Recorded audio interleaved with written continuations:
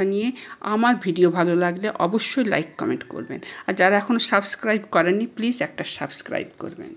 ঠাকুরের কথা, দুঃখের রাত একদিন শেষ হয়ে যায়, আসে সুখের প্রভাত। শেষ পর্যন্ত একই ঘটনা ঘটে গেল রামতারকের ক্ষেত্রে। গদাধরের কাছে গিয়ে সব কথা খুলে বললেন তিনি।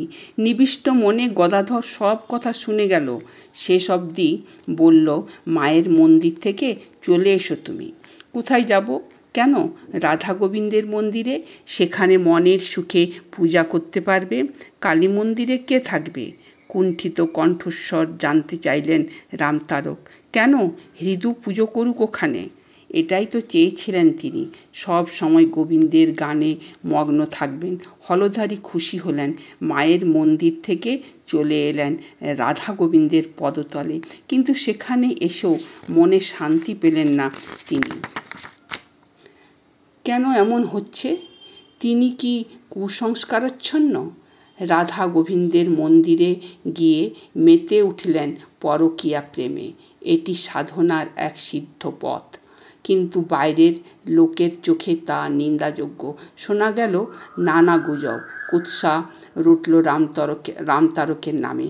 তবে কেউ তার সামনে গিয়ে কোনো কথা বলতে পারছে না, কারণ তারা জানে বাকসিদ্ধ পুরুষ এই রামতারক যা বলবেন তা অক্ষরে অক্ষরে ফলবে। তার অভিশাপকে মাথায় বহন করবে।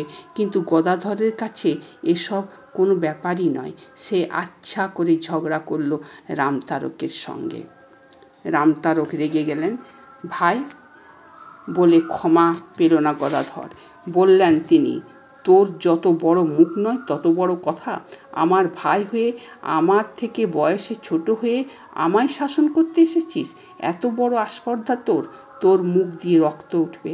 অবাক হয়ে গেল গদাধর এমন অভিশাপের কথা শুনে। দাদাকে সে কতখানি ভালোবাসে, সে সব সময় দাদার মঙ্গল কামনা করে। তাই আগ্রহে রামতারক এই মন্দিরে